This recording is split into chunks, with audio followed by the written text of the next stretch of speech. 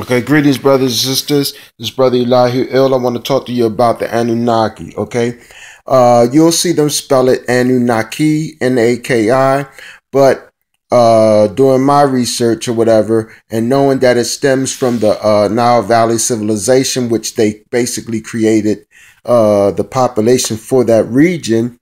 My study, especially from this book, Gerald Massey Book of Beginnings, it gives you let's see if you can see that. It gives you the early languages, okay, stemming from all throughout Africa, okay, of words and everything, and the regions of Africa, and even all the way to Africa to the Hebrew, okay, and the Jews, all right. You see this title, this chapter is Egyptian Origin of the Exodus and all of that.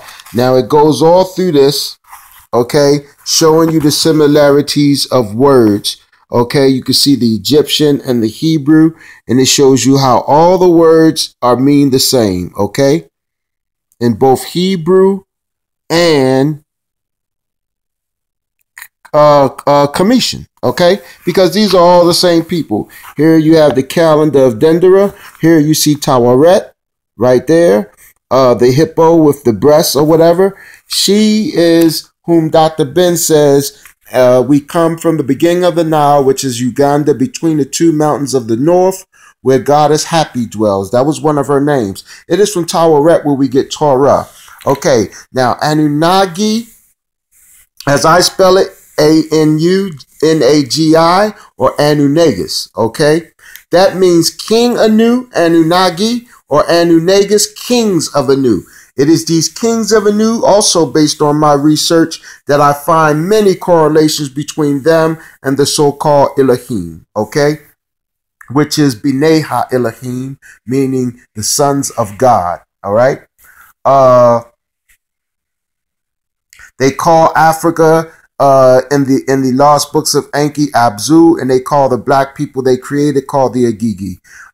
Your question as far as were we created to be slaves? The answer is yes. Okay, but not slaves in the sense of us being blacks being a slave class. That concept labeling blacks specifically as the slave class don't come around until 1495. Now, these Anunnaki were here over 400,000 years ago.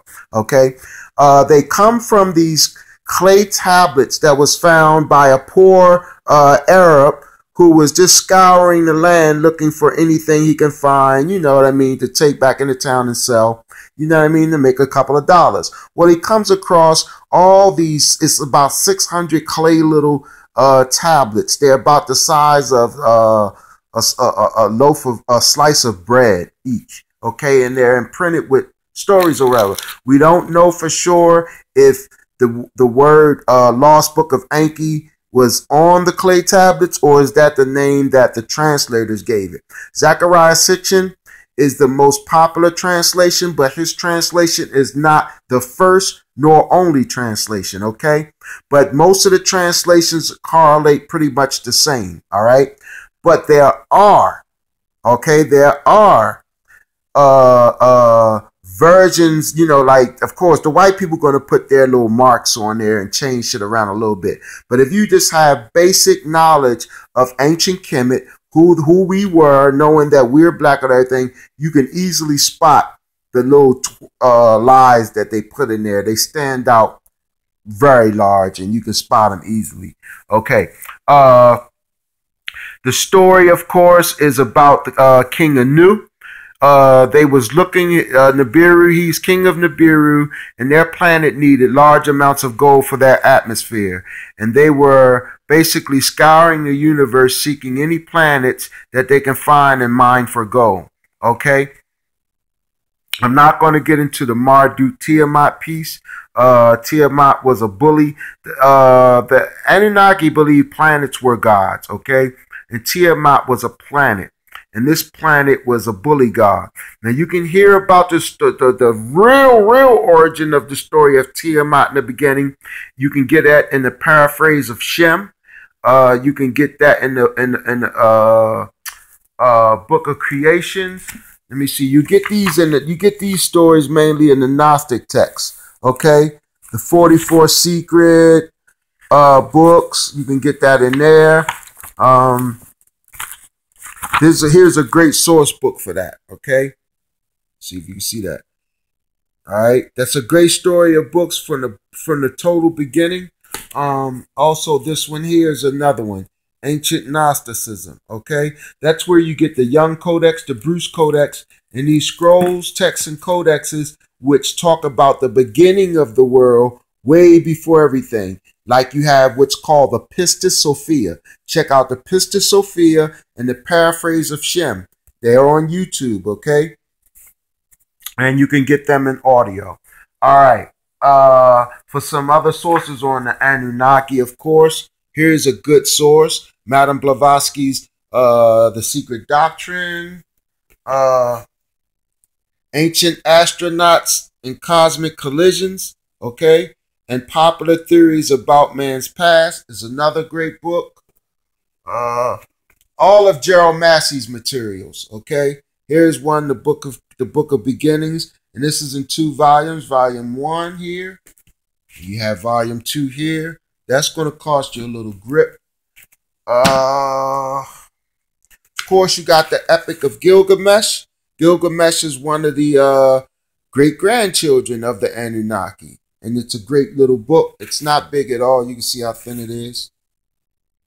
Very thin book, but the story is legendary, and it predates the Bible.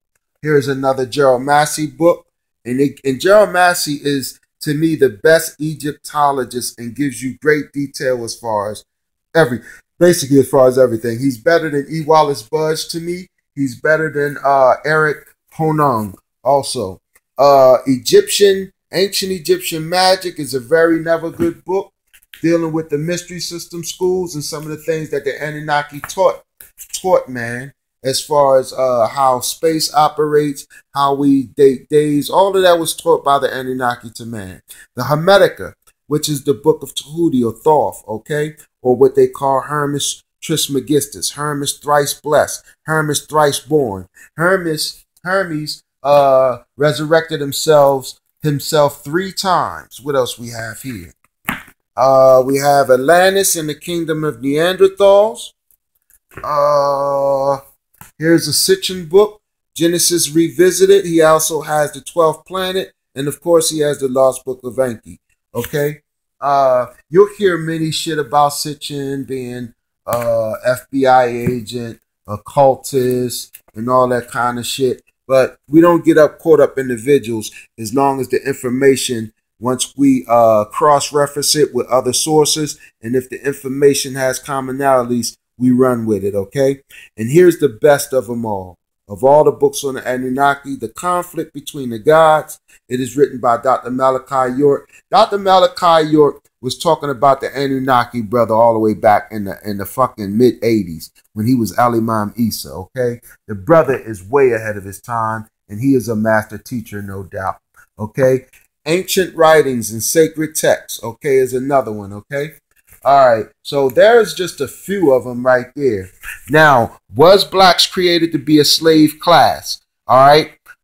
Yes, we were by the Anunnaki, okay? The Anunnaki needed gold for their atmosphere, so they scoured the universe. Now, I'm talking after the destruction of Tiamat and Earth was created, all right? So it was a man by the name of Marduk, the Anunnaki, who decided to take on Tiamat and destroy him. He gets in his starship and he uses nuclear weapons to destroy Tiamat. All right, you can get that story in the Lost Books of Enki. That's where it basically starts off with the Marduk Tiamat piece. Marduk then goes onto Earth and he's there using his ship and the technology on the ship to scan the planet for gold. He also gets out. He has a handheld electronic device where he then walks into a swamp type water and he uses the device and the device indicates there's gold under the water. He's seeing gold nuggets all over the goddamn ground. Now this is over 4,000 years ago, okay, where the story takes place. Let's see. He goes back to Nibiru. He reports to the elders that there is gold on this planet, okay? So then the elders decide to send some of their civilian class there to mine this gold, Okay, I don't know if I mentioned it, but they needed gold for their atmosphere to protect the planet of Nibiru. It don't get into why, okay? Whether it's protecting it from the climate or protecting it from enemies or whatsoever. The story doesn't, okay? Marduk also is claimant to the throne. Now, the word Anunnaki means king anew. Negas, okay, mean kings of Anu. And again, like I say, it's my through my research, I make the connection of them and the Elohim, because the Elohim is first person narrative telling the story in the Torah and Genesis, and they're telling the story in the Holy Quran. Let us make man in our image, and in the Holy Quran it's always we and us. Allah never speaks in first person narrative in the Holy Quran. All right, let's see. Okay, so Marduk is claiming the throne once he returned from Earth after destroying Tiamat. He wants to be king. He claims he has a bloodline lineage that qualifies him to be the true king of Nibiru. But then there's Anu. Okay, so a wrestling match takes place between Anu and Marduk bites off the penis of Anu, and he's exiled to Mars. Now, Mars at that time was a depot. It was a station stop for the Anunnaki when they traveled through space. But other than that, it was barren. There was no colony there or nothing. So they exile Marduk to Mars. Marduk sets up a few landing strips. He sets up a small colony of sorts, and he's alone other than one of the escorts that piloted the craft to take him from Nibiru to Mars, decided to stay with him there, okay? And when he died, the escort built a monument of Marduk's face on the planet Mars wearing the helmet, okay? And that's the face on Mars. That's Marduk. Now, mind you, these stories I'm telling you are 400,000 years old. These are the oldest fucking stories that exist, okay, on these clay tablets that were found. All right. Let's see. I'm trying to run through this. I had to write it down to try to get the answers of your questions as fast as possible. Okay, the elder shit there. Okay, now the two sons of Anu, Enlil and Enki, all right, are there, and they take some of the citizens of Nibiru there to mine the gold. Now, after a few orbits, now Nibiru makes an elongated orbit. It's part of this 12 planets in our solar system. Zachariah Sitchin has a book called The 12th Planet, which is Nibiru. We know of 9, okay? I don't know if the 2 missing ones happen to be Tiamat and there was this other planet that was destroyed, okay? Or if there are 2 other planets, okay? That we don't know about. You know what I mean? This elongated orbit, okay? Makes the days shorter or longer. It makes them longer, okay, on Nibiru. And this is why the Anunnaki age so old. They, you know, for hundreds and thousands of years old. Unlike us, because we make a short orbit around the sun, our days are much shorter. We age much faster. Okay, so now you remember Adam, Noah, Methuselah. These guys were living to be 700, 400. Methuselah, 900 years old. These people were the first earliest humans made with the Anunnaki DNA. Okay, now when the Anunnaki civilians who are working the mines, the gold mines, that mine the gold, they get tired and frustrated because the work is laborious, and they begin to complain. So now Enki he decides, okay, what if I make a man, or he didn't call it a man, what if I make a slave a worker? He didn't use slave either. He used the word, what if I created a worker? Now this goes to show the advanced technology that they possess, okay, where he knows that his science, and mainly it was his sister who was the real scientist, okay? The sister of Enki and Enlil, okay? And he goes back to Nibiru and he talks about them complaining about the work, and he suggests to the elders, you know, I got this idea of creating a worker race, okay? He says there is a a being there, and he describes it almost as a primate type being. Okay, we don't know. We don't know if it's a Cro-Magnon, Neanderthal type, or we don't know if it's simply us, black people, Africans, who weren't as advanced and not had yet been hybridized into the people we are now. Okay, so the elders, they debate with it because they're saying, look, man, this is kind of like playing God, because mind you, the Anunnaki do have a God head over them. Okay, so that's why I say these people are Elohim, sons of God. In Hebrew, it's B'nai Ha-Elohim. That means sons of God. Angels are considered sons of God. So these people, the Anunnaki, I really consider them to be angels, because also in the Bible you'll see the description of angels. Some have 2 wings, 4 wings, and 6. You'll see the descriptions of the Anunnaki with wings. Usually 4 you'll see wings, with 4 wings. You'll see some with an eagle head, but in the Lost Books of Enki, the eagle head was actually a helmet that they used to protect themselves on the planet Earth for breathing, and also they wore the eagle head helmet when they was flying their ships throughout space. Okay, so you'll see some of them without the eagle head on with some wings. You'll see some of them with the eagle head on. Okay, and you'll see them holding these cones in their hands like this. It is these cones that allowed them to raise large, huge ton stones and pile them up like in the form of pyramids and all that kind of shit. The science that's described in the Lost Books of Enki is incredible. Again, I recommend the Josh Reeves reading of the Lost Books of Enki by Zechariah Sitchin on YouTube. It's an audio. It's about 6 hours long, but he reads the entire book, and it's good to listen to it that way, because the black mind learns better through the spoken word. That's why most of the Hebrew knowledge and the ancient mystery school knowledge was taught orally. You was not allowed to write it down, because it's already been proven that the African mind learns better through oral tradition as opposed to reading it from books. You remember better when spoken or taught through speaking. Thus, you get Salome and Elihu in the Aquarian Gospel teaching. You get John teaching the people. You get Yeshua teaching the people on the groves and everything.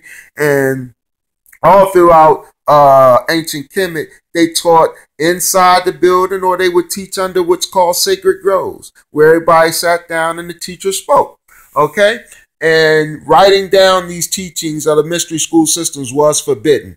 But the reason why some of it got written down, because they allowed some of them white Greeks to get in. And you had a 40-year waiting process just to be accepted into the mystery system schools. All right, let me just try to keep this moving. Okay, so when they get, the elders finally agree, okay, go ahead and make this worker class if you could do it. Enki and his sister begins to make these worker class people, but the first ones they make, either their fingers and shit wasn't right where they could use the tools to work. Some of them came out with hair, red hair all over their bodies and shit, and could only grunt, couldn't understand language nor speak. The shit is serious, man. And then they're using what's called, with the same process we use as in vitro fertilization here. Some women that miscarry a lot have a problem with their mitochondria. Okay, so usually what they do is they'll take the male sperm from the father, they'll take the egg from the mother, but then they'll fertilize the egg in a test tube or petri dish. Then they introduce the egg. At that point, the egg becomes what's called a zygote. Once it becomes fertilized by the sperm, it's now considered a zygote. They then implant that zygote cell into a